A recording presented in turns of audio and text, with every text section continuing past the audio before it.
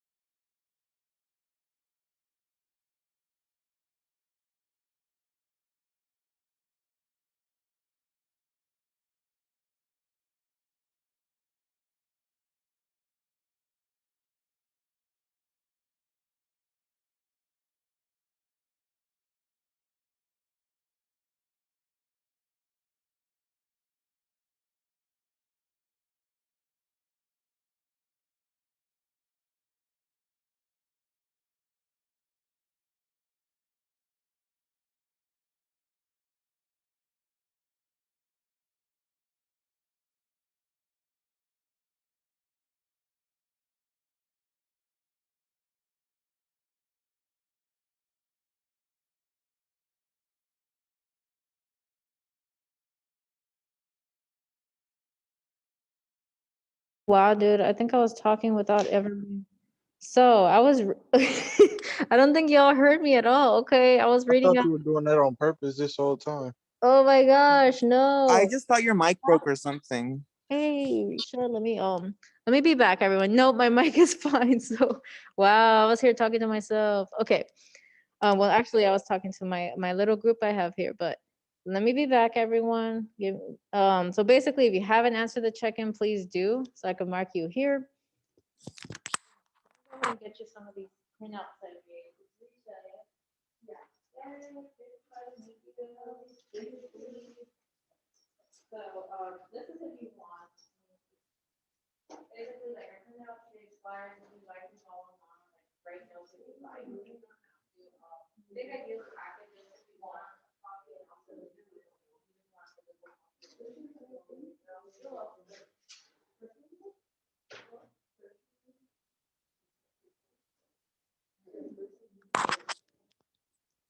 Okay, I am now back and finally not muted. Thank you so much. That person who told me you can't hear me, maybe you saw my mask moving and it's like nothing's coming up. Okay, we got and we got I don't have a routine. Okay, so I see Miles here. I see Jalen's here. And we're getting a few more coming in.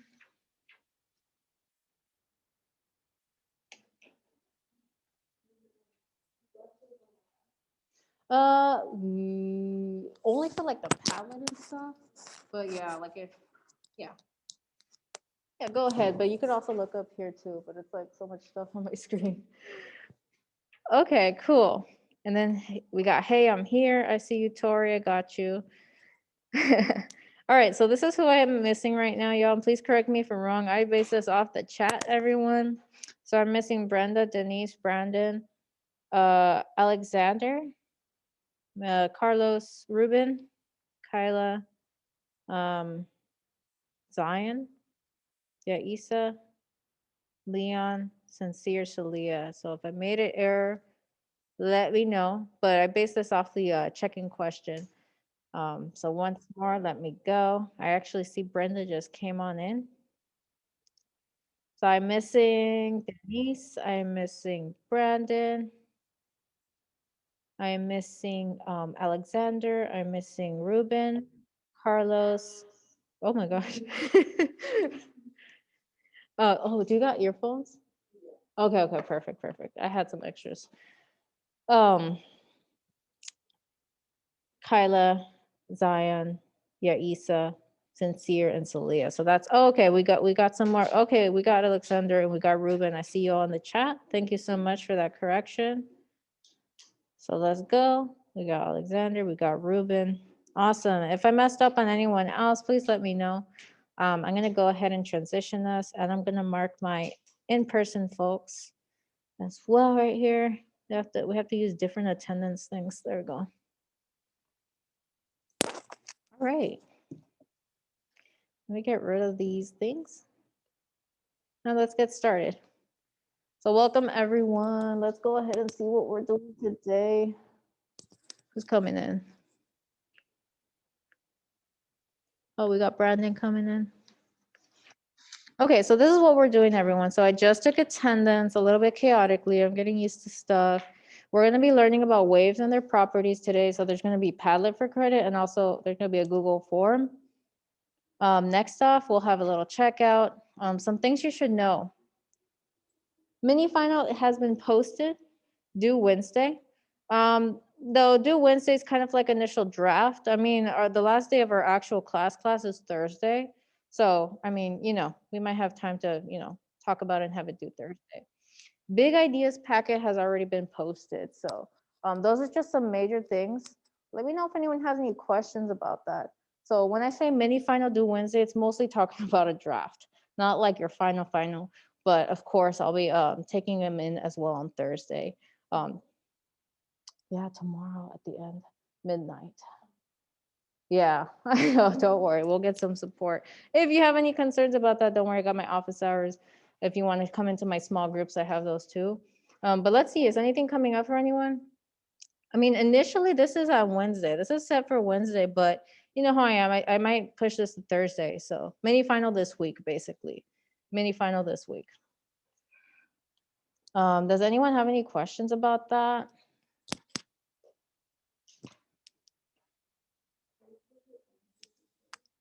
If you want, once, I don't know if we might have time to, like if I had like everyone annotate, you could.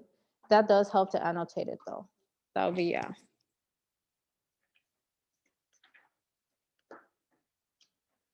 Oh, wow. Someone just asked that question. Do we have to annotate our packet? I don't think we'll have, unfortunately, due to the timing, we have either tomorrow and Thursday. If we do some annotation, it's going to be whole class. So that is a great question. I actually had that asked in person and also online. So that's awesome. Great. Anything else coming up for anyone?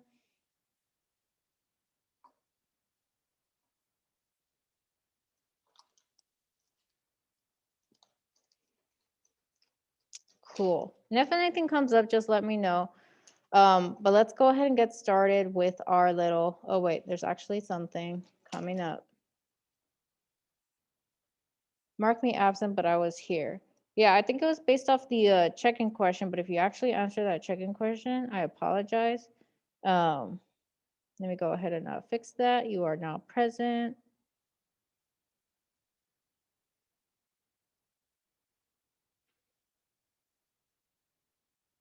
Okay, cool. So let's go ahead and get started, everyone, with what we're doing. So a little quick recap. In our last class, we had a little Desmos, and you also had an asynchronous assignment. It's kind of blurry. Where we talked about how the motion of a windmill connects to a wave. So that was what we did last time.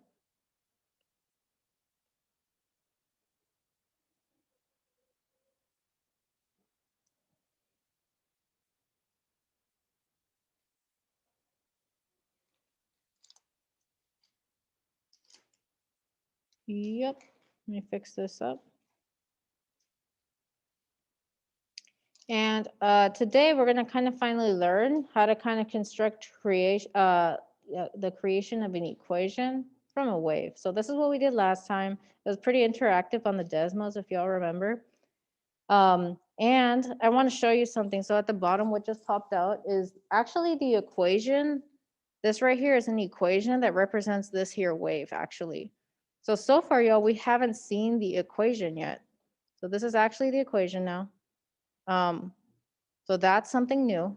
So we're going to be talking about equations today. Next, remember the Ferris wheel, everyone? We initially started talking about how waves are formed by talking about this Ferris wheel. So we saw these pictures before, but now at the bottom, what it popped up for you is actually the equation that represents this wave. So notice how it kind of looks slightly different from the other one, the windmill one. These numbers look a little different. So actually how we're going to start off today's class is we're going to take a look at both the Ferris wheel and Mr. Windmill right here. And we're going to go ahead and see what we have similar or different. So, oh, notice and wonder. We're going to be doing a Padlet. So what do you notice and wonder about the equations, the windmill one and the Ferris wheel one? So I put them side by side right here. We're going to click on the Padlet. And I'm going to get this for folks in the chat. And then I did see a few direct comments there. So don't worry, I'll get to you once everyone's on the Padlet so I could address your concerns. And let's all go to the Padlet. Once your Padlet loads, right, I'll let you know which column we're going to be at. There we go. Okay, so it looks like, well, okay, it looks like Danny's there already. So we're going to be on column number 5, and you're just doing a notice and wonder on the equation. So focus on the equation. So notice how this equation is just y equals sine x plus 2. Notice how this one is a little bit longer. Go ahead and put down what you notice and wonder additionally from what I just pointed out. You're either going to put your name or we have like down here your initial. Awesome. We have 3 folks there on the Padlet. Yes, today will be for credit. Get yourself on that Padlet. Let's have about a minute or two, and then we're going to come back and see what y'all think about this.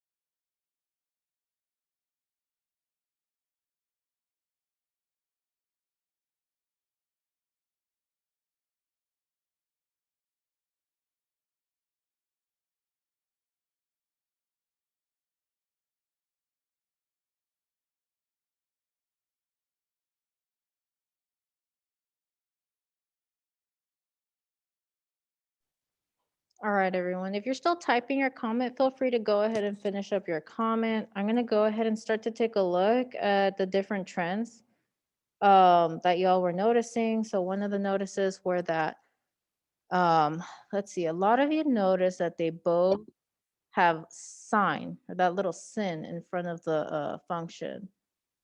So that is a commonality. I noticed that more than one student had said that.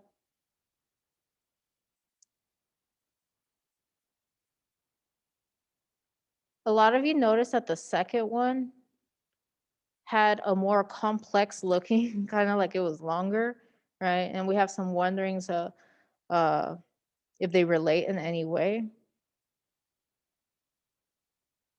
Oh, okay, this is new. Notice that both equations have the number 2 in it. I actually didn't notice that myself. Now I'm curious, is there really a 2 in both? So this has +2, and this one down here does have some 2's right here. I see that 2 now, so I actually didn't notice that.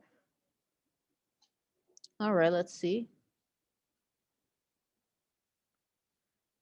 We got the Ferris wheel inputs. I want to definitely highlight this one here. The fact that they both spin on a circle is actually a new notice and wonder that I like.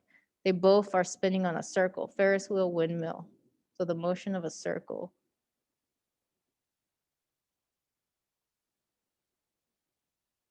Oh, okay. So I like this one. So for the first equation, there's a +2, and then for the second, there's a +86, kind of like at the end of it, if y'all notice that. And there's some wonderings about what they might represent, and there's some talk about the y-intercept.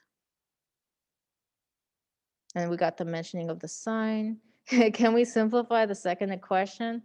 That is a good question. And we'll probably learn that today, hopefully. And we have a few that are still typing. So again, if you're anonymous, just make sure you put your name or initial so you could get your credit here today. All right, so these are amazing. So thank you so much, y'all, for sharing your thoughts about this. And yeah, let's go ahead and transition from here, and let's learn a little bit more about waves and their equations.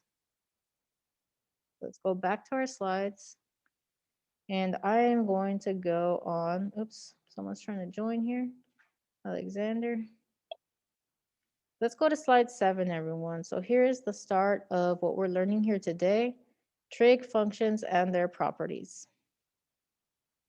And let's take a look at the learning target. I can transform sine. So you all seen the sin or whatever in front of the equation. That's called sine. But there's also something called cosine.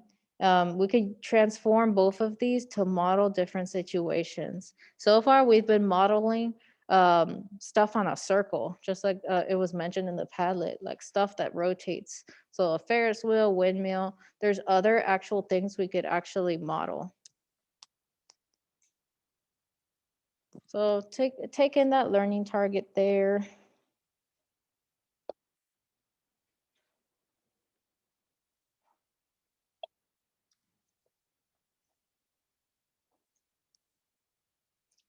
Okay, let's go ahead. Is that in there? I hope. I was like, is that in there? Okay, perfect. Cool, cool. I just thought I misprinted it. Okay, y'all, let us actually start with what the definitions are when you're, and we're going to talk about sine. Yes, there's also cosine, but cosine is very much related to how sine is. So the first number in front of the sine is actually your amplitude. So y'all notice how in the windmill and the Ferris wheel, the first number was different. That first number is representing the amplitude, as you can see visually. Oh my gosh, I'm like pointing to the board. Okay, let me also use my mouse for those at home. So amplitude right here, green number, the number in front of the sign is representing amplitude.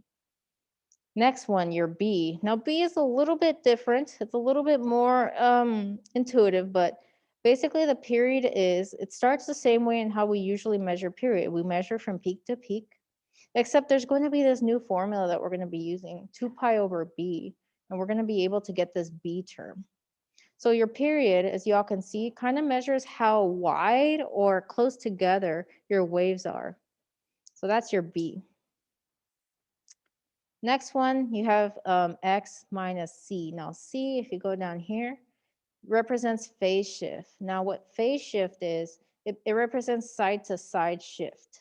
Like if your wave got shifted to the side, when I say shift, I'm talking about horizontal shift. So side to side, not up and down. And lastly, vertical shift. That right there is your D term. So that's basically where your, what we call this is the midline of your function. But vertical shift is basically telling us if your wave moved up or down. So that's up and down movement for your vertical shift. Whereas C is side to side. So the difference between C and D. C side to side, D up and down. So those are actually what they represent. And that is why the Ferris wheel had a more complicated equation. It had a different amplitude. It had a different period length. It looked a little bit more scrunched together. I think there was a phase shift in it. Yeah, there was a phase shift. And there was also even a vertical shift. So that's why the Ferris wheel had something that looked long. Now to go back to that Padlet question, can we simplify it? Actually, no. So sometimes you're gonna have messy looking numbers for A, B, C, and D, and you can't actually simplify it. They're just there because they represent something like amplitude, your period, phase shift, or any vertical shifts. So there are our definitions. Let me know if anyone has any questions.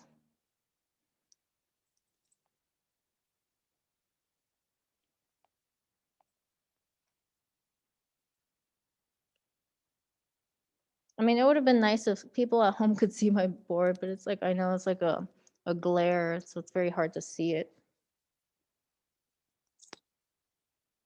All right, cool. Let's go ahead and move on from these definitions. And now let's go ahead and that I kind of verbally already explained. So again, Ferris wheel stuff. I actually wanted to jump in and probably talk about amplitude actually before we move on. So how would you find the amplitude? I'm going to show you based on this windmill. Usually when you're finding the amplitude, you need to actually count from the middle. What we call this middle line is called your midline. We're going to have definitions real soon for you. It's going to be written on the slide, but, and for those with me, I mean, feel free to draw as well if you'd like to. I'm drawing my midline. So you start by drawing a midline in order to find the amplitude. I'm right now talking about this A term.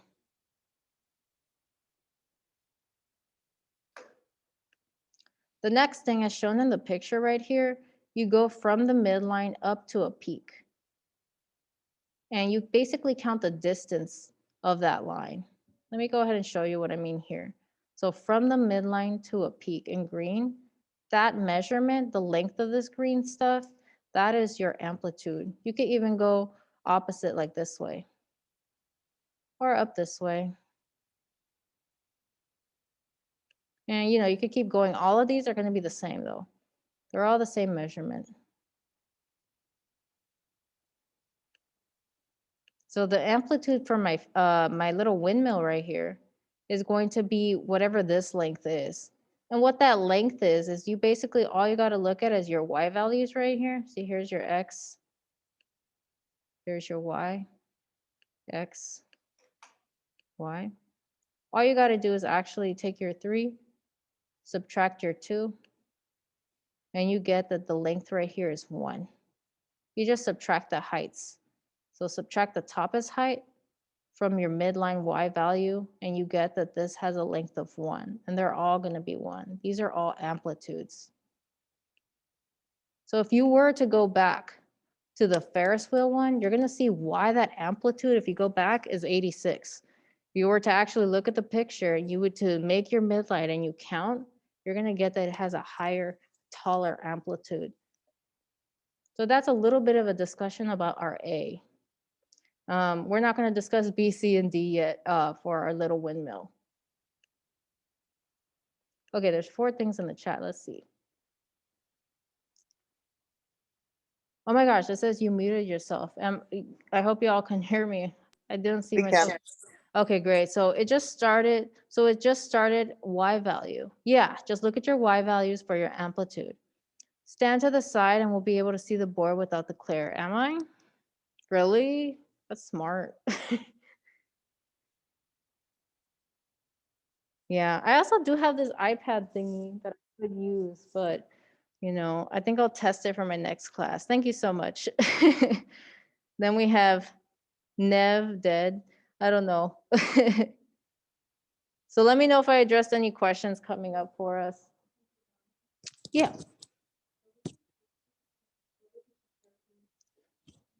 Oh, what are we subtracting the 3 from? Good question. Once I set up the Padlet, I hope I could do this. So you see this 3 right here, the maximum or highest value of 3?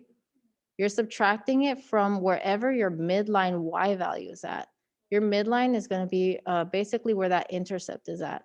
So 3 minus 2, that gives you 1. Great. So I had a in-person question. Let me know if anyone else has any clarifications, about how we got the amplitude.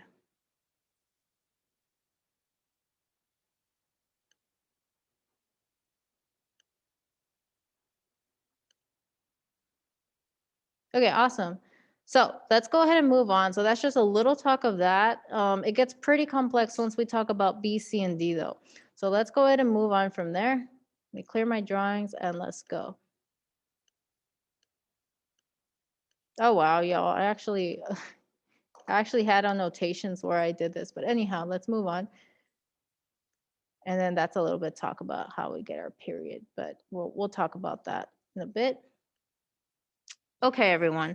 So one thing that we should know are what are our parent functions? So that's like some important definitions to know, because we're either going to be doing sine or we're going to be doing cosine. A lot of people prefer sine because they're very used to it. So this is what sine looks like, everyone. Notice how your input could either be radian measure, see the pi's down there, or it could also be degree measure. Or sometimes your input is time. Sometimes it's over time, like the Ferris wheel. Notice that the sine, there's a little description. Sine has this up and down curve. It repeats every 2 pi radians, or basically every 360 degrees. It starts at 0, so it starts right here in the middle. It goes up and then goes down. That's sine. Next parent function that you might use is cosine. Cosine starts at the very top and then goes down. Notice its input could be radians or it could also be degrees. Here's its little description. Just like sine, except it has a different starting position. It starts at the very top at 1 and then heads down. So let's see if there's any questions about these like definitions of what sine and cosine are.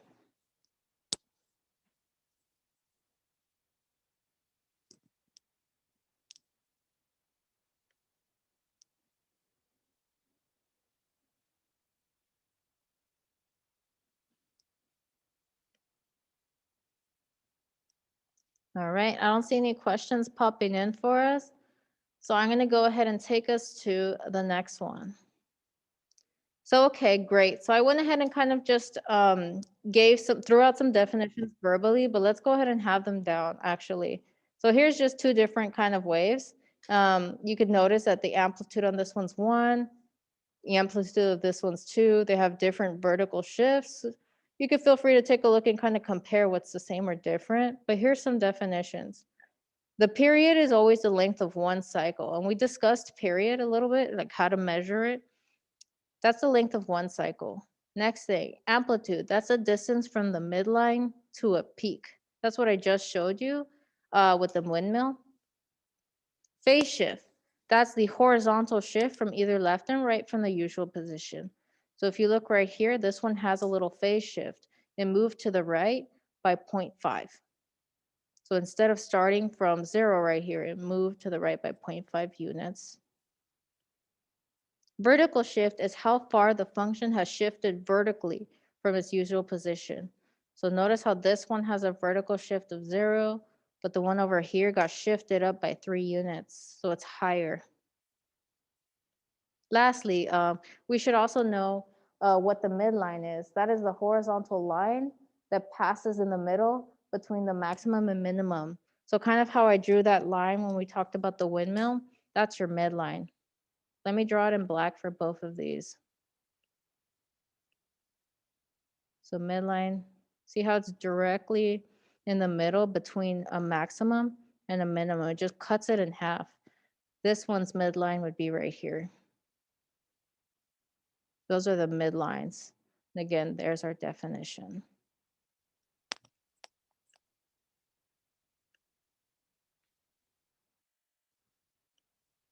Let's see if anyone has questions about these definitions here.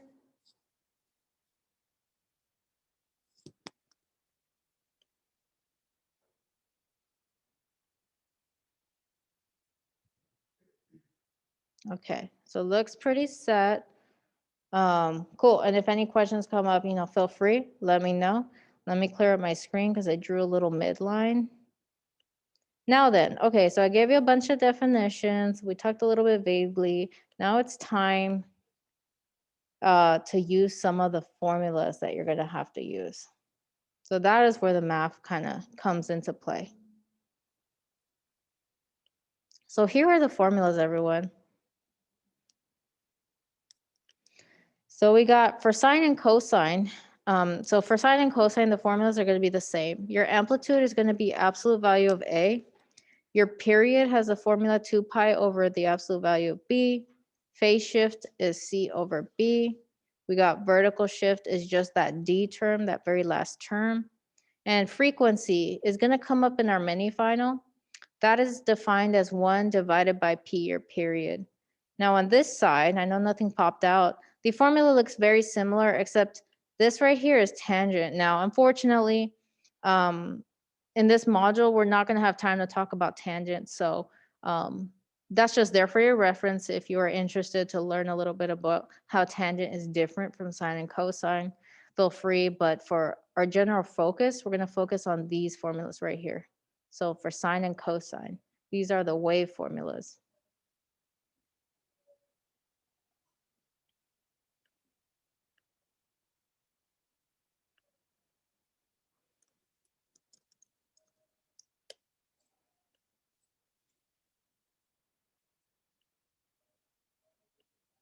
All right, so let's go ahead and talk about how we would actually apply this though. So we got a bunch of formulas. What do we do with them? Let's do an example together. Yeah, so unfortunately for my end student, the printers don't have colored ink, so it's not color coded.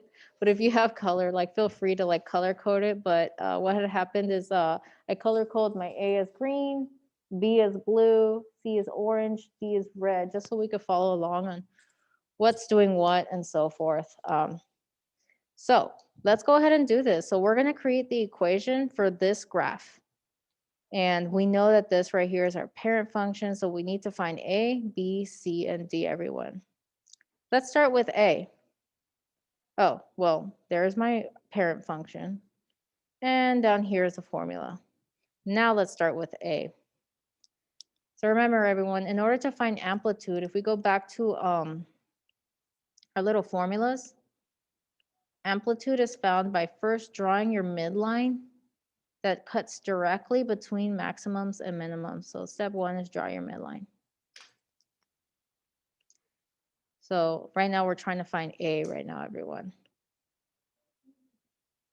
So I drew a midline. And what you want to do is you calculate what's the distance from a midline to a peak. That's going to be our A. So I look down here to my y-axis. So use your y-axis when you're doing this. So I know my midline is at a y value of 1, and a maximum is at a y value of 2. I'm going to do the same thing I did before. We could subtract the 2. So 2 minus 1 means this has a length of 1, everyone. So the amplitude is 1. You could also do it for this one, and you'll see that the amplitude is also 1. But all the amplitudes should be the same. They're going to give us 1.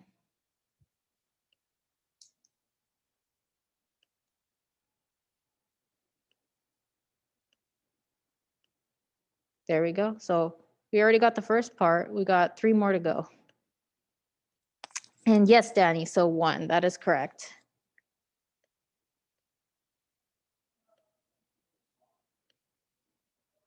Awesome. So let's see if there's any clarifying questions on how I found the amplitude. Now, oh yeah, I wonder if anyone's wondering about the fact that the amplitude formula has an absolute value on it. So basically, absolute value just makes whatever number you have positive. So amplitude is just always going to be positive. I counted 1, so my answer is just 1. To be honest, I did not even actually pay attention to the absolute value because I just know it has to be a positive number. And then, so Danny put, so do we have to put it since it's just 1? No, you don't. Notice how I didn't do it. I just counted my amplitude. I think when you would use it, Danny, though, I wonder if people were to count in this direction, they might get a negative number, and that's why they might need to use the absolute value. In general, though, I don't use them. I just kind of use this, and I know how to count from midline to my maximum. Great questions coming up for us. All right, let's transition to the B term. That's in blue. Notice how it's also color coded down here for us. So it tells us kind of like what formula we need to use. So period is equal to 2 pi over B.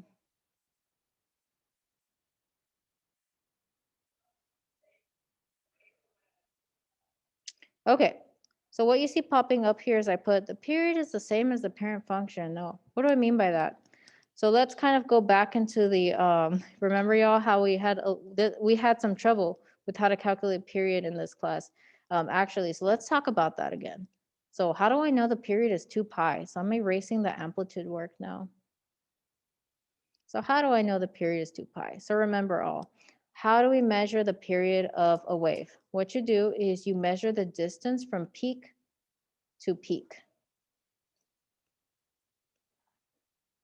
From here to here. Now, I have no clue what this distance is. Actually, if I was to just draw a line, I'm like, what is that distance of this line right here? So a strategy that I like to steal from a student that they did on their little Google form thing is they basically counted the boxes between one height to another. So they did 1, 2, 3, 4. But pay attention, everyone, that does not mean your period is 4. What that means is you have to go down to your x-axis, use your x-axis as a ruler, count 4 boxes and see where you end up. 1, 2, 3, 4. See how I ended up at 2 pi? that's telling me that my period is 2 pi. So that's where I got this. So let me pause and see if anyone has any questions about how I got my period being 2 pi so far.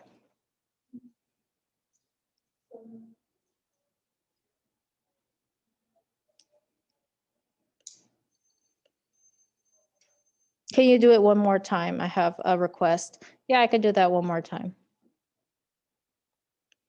Next time I'll try to set up the palette so I could actually show the board better. I know I could if I step aside, but I know I'm gonna forget and I'll start moving in front of it. So let me do it again. So as a little reminder, everyone, how you measure period is you count the distance from a peak to another peak. So I'm gonna steal a strategy I used from a student. What they did is they counted the boxes. So they're like, okay, from this to here, I'm gonna count how many boxes. So 1 box, 2 box, 3, 4. It took me 4 boxes to get from this peak to this peak. But what does 4 boxes represent? It's not our answer. You have to actually go down to your x-axis. Use your x-axis as a ruler. So we're gonna count 4 boxes down here and see what it actually represents. So 1, 2, 3, 4. Once I counted 4 boxes, the x-axis tell me that 4 boxes represents 2 pi. So my period length is 2 pi. So there's my redoing of that one there. So far, that's our first step for getting our B term. We still haven't yet solved for B, but we all need to be on the same page as how we know that my period is 2 pi, first off. Yeah. Yeah, when you get the period, that's right. So basically, another way to rethink of this, everyone, is like how you count at the top is how you count at the bottom. But when you do it at the bottom, just make sure you start at 0 when you're using that x-axis as a ruler. Great question. Okay, now that we have our period, everyone, I'm gonna go ahead and use the period formula to figure out what in the world my B term is. Here it is. Period formula, it's in blue. Let me just write it right here. Period is equal to 2 pi over B. There's that absolute value thing again, everyone. Again, I'm generally not going to really pay attention to the absolute values just because I know everything's going to be positive. But it's just part of the formula, so it's there. Oh, and then Danny,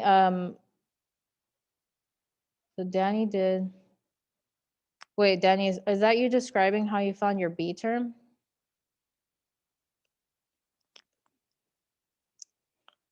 So my next step, everyone, so go ahead and put in the chat, Danny, what to explain that. So the next thing I did, so okay, great. I identified that I need this blue period formula to find my B term.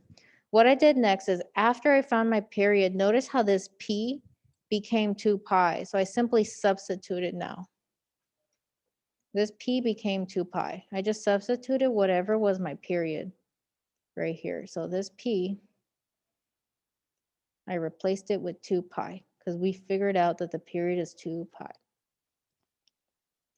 Now what we're gonna do, y'all, is we need to go back and revisit some algebra skills. Like, how do I solve for this B that's down here? This B is kind of stuck. Let me draw that. This B is stuck down here. So I need to figure out a way to solve for that B. But one way to do it is let's try to cross multiply. That's a strategy when you have a fraction like that. How you cross multiply is, first off, make sure that for your left value, put it over 1. Put your left value over 1, as you see there. Then once you have that set up, you can cross multiply. So I'm going to go ahead and cross multiply. So the absolute value of B is going to multiply to 2 pi. 1 is going to multiply to 2 pi. Once you do that cross multiplication, you'll have this.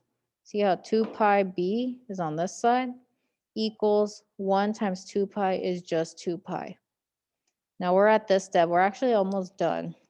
I just need to solve for B though. I wonder how we do that.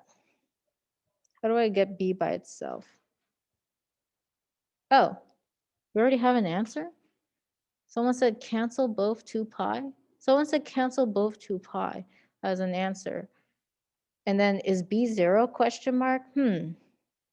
I wish I could ask, and this was a private message, but cancel out 2 pi. I'm curious about that. So again, our goal is we need to get this by itself. This right here is in the way. This 2 pi times your absolute value of B is in the way. How can I get rid of that 2 pi is the question. So I could solve for B. Okay, I have an answer there in the private chat. Yeah, yes. We got, okay, we got actually a bunch. So 2 in the private chat said divide. Could you divide? Or we have divide by 2 pi. So it has specific division. And then we have there from Danny, minus 2 pi from both sides. So I'm going to go ahead and explain. So the answer is indeed divide. We actually can't subtract 2p from both sides because, sorry, 2 pi, not 2p, 2 pi from both sides because 2 pi is still connected to the absolute value of b. If I subtracted, for example, 2 pi maybe over here, I wouldn't be able to subtract them because they're not like terms. So actually, we will divide. So I am just doing my little division sign here very crookedly. And you'll see why division works. Take a look. When you divide, these will cancel out because 2 pi divided by 2 pi is 1. And you're going to be left over with just b is equal to 2 pi divided by 2 pi.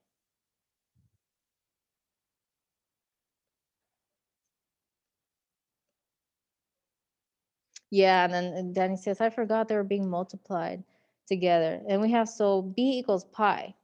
Well, let's see. So we got, well, what's anything divided by itself, actually? Like, let's say I have 3 divided by 3. Usually that becomes what?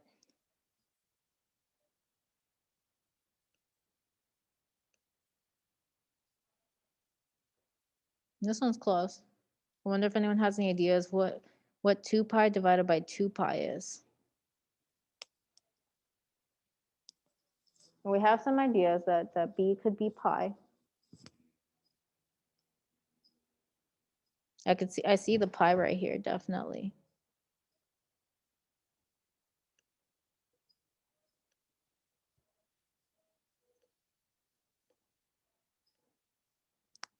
Let's see. Let me take, oh, okay, there's like 2 more suggestions there. Okay, so we got publicly, Brenda and Danny are saying 1. Is it just 1? And there's a little bit of uncertainty there. Okay, awesome. And I'm sensing there's a bit of uncertainty because it's like the first time we're doing kind of like math with these pies. Well, it's not the first time. I know y'all did it in geometry, but kind of like more where you're expected to like really be manipulating pi and stuff. But basically, yeah, the answer is going to be 1. The reason why is you could think of what's anything divided by itself. Anything divided by itself is always 1. Or you could have saw like 2 divided by 2, that's 1. Pi divided by pi, that's also 1. Since they all go away, 1 times 1 is just 1. So your b term is indeed just 1.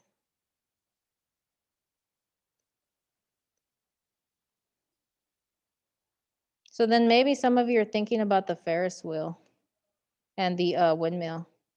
The windmill didn't have anything in front of its x, the equation. So that means it probably had a period of 2 pi. And that's why it was a little bit more simpler. When your period is not 2 pi, that's when your b looks kind of crazy. It looks like a decimal, or it looks large. So our b value, everyone, is going to be 1. So b is equal to 1. Again, we could just say b is equal to 1. So we have a, we have b, there's c, and then there's also d that we still need to figure out from this. And then let me take a look at my, okay, great. Okay, so let's see if there's any questions though about how we just got our b. If anyone has any popping up, anything like that, just feel free. Okay, everyone, let's talk about that C. So if we look down here, C is an orange. There's a formula called C over B. But before you actually jump into the formula, you got to actually ask yourself, like, is there actually a phase shift happening? If there's no phase shift happening, you're going to be doing work that you don't need to do. So phase shift tells us that our function had moved from side to side. That means left or right from its original starting position. Let's look here. So sine starts in the middle on the y-axis. Specifically, it starts at 0, 0. This is the parent function. I'm just comparing this new function to the parent. So then I kind of identify the very same point on here. It starts in the middle and then goes up. This point is represented by 0, 1. So the points do look different, and perhaps you're thinking, yeah, there's a phase shift because the points aren't the same. But actually what you want to focus on when it's phase shift side to side motion is your x value. Your x value is that first number. If your first number is the same, notice how x is still 0. You do not have a phase shift. So maybe we should type that out. If your x value is the same, you don't have a phase shift. And thus, you don't have to do all that extra work. You don't have to use this actually, because you could simply say, since there's no phase shift, oh, I didn't write it down. Since there's no phase shift, we have that your C is equal to 0. So I don't know why it didn't pop up.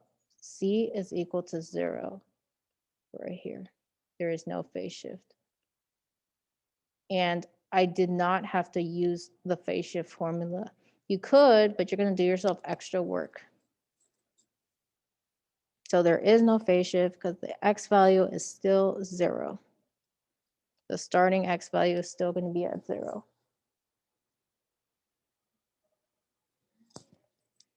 Let's see our time. Okay. Oh yeah, huh, lunch is almost happening. All right, y'all, we have a few minutes. Let's talk about the D term. And hopefully have time for a checkout, I think.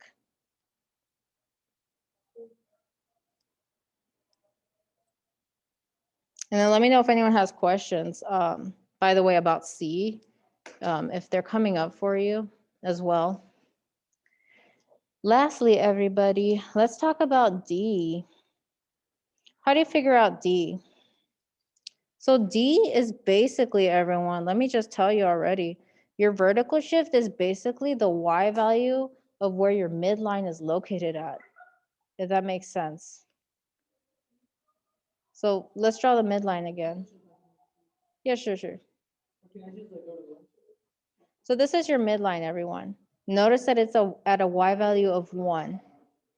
That tells me that my vertical shift is 1.